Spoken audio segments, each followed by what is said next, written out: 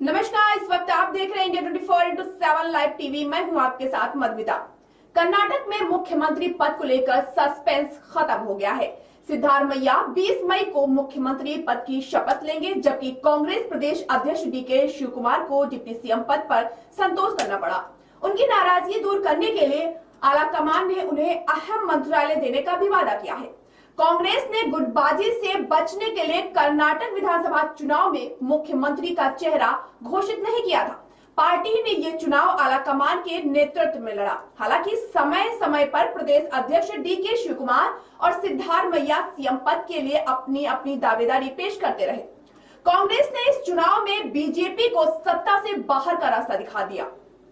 जीत के बाद कांग्रेस के सामने सबसे बड़ी चुनौती थी कि दक्षिण का द्वार कहे जाने वाले कर्नाटक में किसे मुख्यमंत्री बनाया जाए।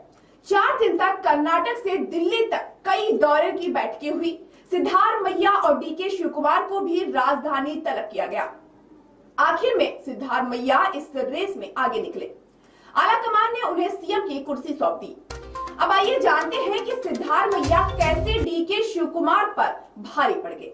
सबसे पहला, सामाजिक न्याय का चेहरा। सिद्धारमैया कर्नाटक में कांग्रेस के सबसे बड़े नेताओं में से एक है। कर्नाटक में कांग्रेस ने बीजेपी के हिंदुत्व कार्ड का मुकाबला करने के लिए सामाजिक न्याय के मुद्दे पर चुनाव लड़ा था।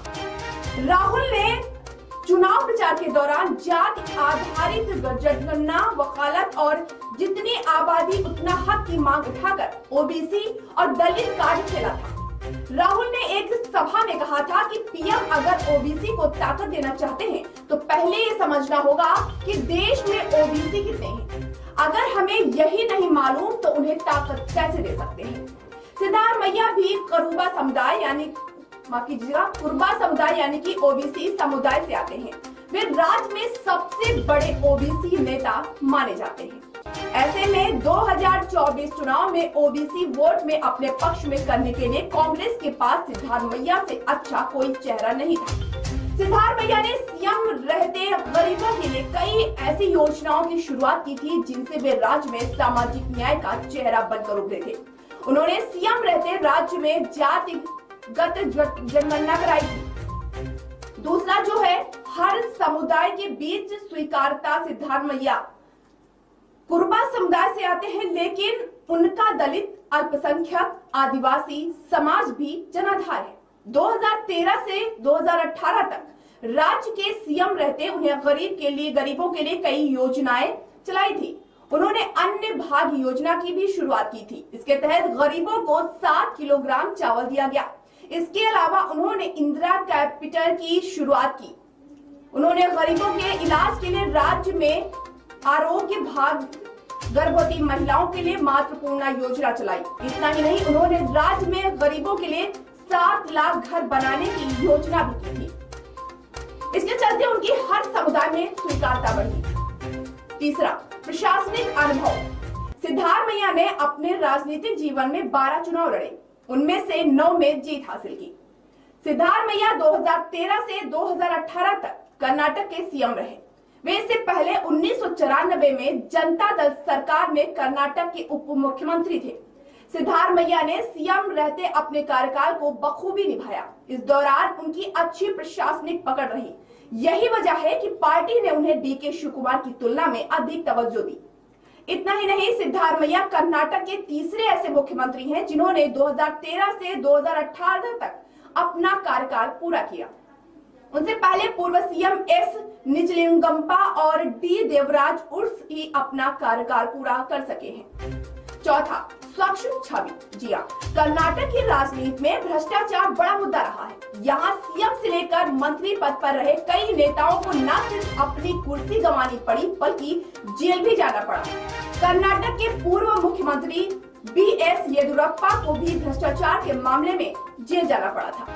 मुंबई सरकार के खिलाफ भी भ्रष्टाचार के आरोप लगे रहे हैं। लेकिन सिद्धारमैया ऐसे नेता हैं जो लंबे समय से राजनीति में हैं और उनकी छवि बेदाग रही है। कर्नाटक के सीएम और डिप्टी सीएम रहते हुए उन पर भ्रष्टाचार का कोई आरोप नहीं लगा। पांचवा जो कारण है, फिब्रिस को लागू कराने की चुनौती। कांग्रेस ने कर्नाटक की जनता को चुनाव से पहले 5 गारंटी दी थी जो हर राजनेता अपनी चुनावी मैदान के जंग के दौरान करता है। अब राज्य में कांग्रेस की सरकार बन गई है, ऐसे में कांग्रेस की सबसे बड़ी चुनौती इन योजनाओं को पूरा करना है। इन योजनाओं को पूरा करने के लिए कर्नाटक सरकार को हर साल 53,000 करोड़ रुपए खर्च करने होंगे। 2023 में 5 राज्यों में चुनाव होने हैं। ऐसे में कांग्रेस का पूरा फोकस इन 5 गारंटी को जल्द से जल्द पूरा संदेश देना है कि उसने घोषणा पत्र में किए गए वादों को पूरा किया। इसलिए कांग्रेस का फोकस ऐसा सीएम चुनने पर था जिसके पास पहले से अनुभव हो। सिद्धारमैया एक बार सीएम रह चुके हैं, वे योजनाओं को लागू कराने के लिए जाने जाते हैं। ऐसे में कांग्रेस ने सिद्धारमैया पर दांव खेला। अब आइए जानते हैं कि कांग्रेस ने कर्नाटक में कौन से 5 गारंटी दिए थे जो अब वो पूरा करेगी या नहीं, ये आने वाला समय बताएगा। फिलहाल हम जानते हैं वो कौन सी 5 गारंटी है जो कांग्रेस सरकार ने कर्नाटक में किए थे। कांग्रेस पार्टी ने पहला वादा किया था कि हर परिवार को 200 यूनिट तक मुफ्त बिजली दी जाएगी। दूसरा वादा, ग्रेजुएट बेरोजगार को 3,000 रुपए मासिक भत्ता और डिप्लोमा होल्डर्स छात्रों को 1,500 रुपए मासिक भत्ता। तीसरा, कांग्रेस का तीसरा वादा जो है वो है प्रत्येक परिवार की एक महिला को 2,000 रुपए मासिक भत्ता दिया जाएगा। चौथा जो वादा है, हर गरीब व्यक्ति को 10 किलोग्राम मुफ्त अनाज। पांचवा और आखिरी वादा, हर महिला को सरकारी बसों में मुफ्त सफर की सुविधा मिलेगी। अब यहाँ सवाल ये है कि सिद्धारमैया से डीके शिवकुमार कहां कमजोर पड़ गए। सबसे पहला, डीके के खिलाफ एजेंसियों की जांच। डीके शिवकुमार के सिद्धारमैया की तुलना में पिछड़ने के पीछे मुख्य वजह उनके खिलाफ दर्ज केस है। डीके शिवकुमार पिछले कुछ सालों से केंद्रीय जांच एजेंसियों के रडार पर है। शिवकुमार के खिलाफ 19 मामले दर्ज हैं, जिनमें से कुछ मामलों में सीबीआई, ईडी और आयकर विभाग जैसी केंद्रीय जांच एजेंसियां जांच कर रही हैं। वे जेल भी जा चुके हैं। ऐसे में कांग्रेस को डर था कि अगर उन्हें सीएम बनाया जाता है और अगर कोई एजेंसी उन्हें फिर से गिरफ्तार कर लेती है तो ये पार्टी के लिए बड़ा सेटबैक होता है। बीजेपी 2024 चुनाव से पहले इस मुद्दे पर कांग्रेस को घेर सकती थी, क्योंकि कांग्रेस ने चुनाव प्रचार के दौरान भ्रष्टाचार को लेकर मुंबई सरकार पर जमकर हमला बोला था। दूसरा, एक समुदाय और एक इलाके के नेता का छवि। डीके कर्नाटक के सियासी तौर पर अहम माने जाने वाले ओकालिंगा समुदाय के सबसे बड़े नेताओं में से एक हैं। इस समुदाय का कर्नाटक में 50 सीटों पर प्रभाव माना जाता है। भले ही संगठन पर डीके की पकड़ मानी जा रही हो, लेकिन कहीं ना कहीं उनकी छवि एक समुदाय और एक इलाके के नेता के तौर पर रही है। वे सिद्धारमैया की तरह लोकप्रिय जन नेता नहीं है।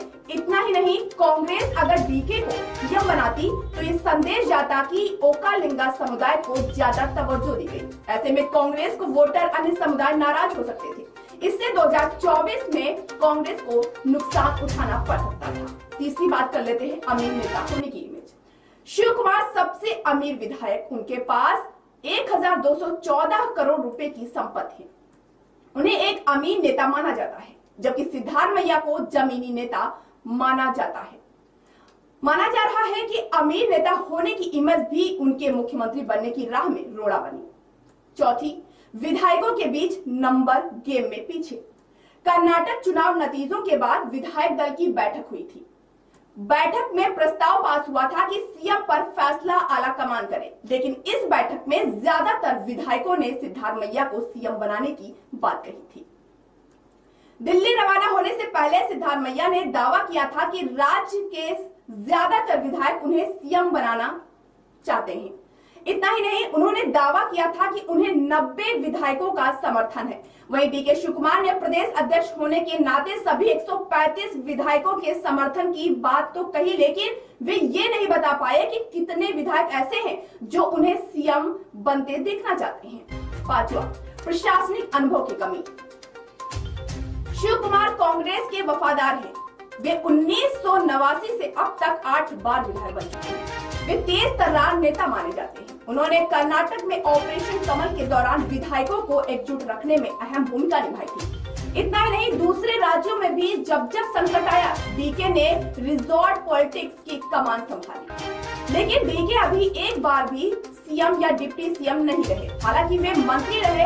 ऐसे में उनके पास सिद्धारमैया की तुलना में प्रशासनिक अनुभव कम है। तो ये था कारण कि सिद्धारमैया को सीएम वहां का क्यों बनाया गया, क्यों भारी पड़े सिद्धारमैया शिव कुमार पर। देखते रहिए इंडिया 24/7 लाइव टीवी। नमस्कार।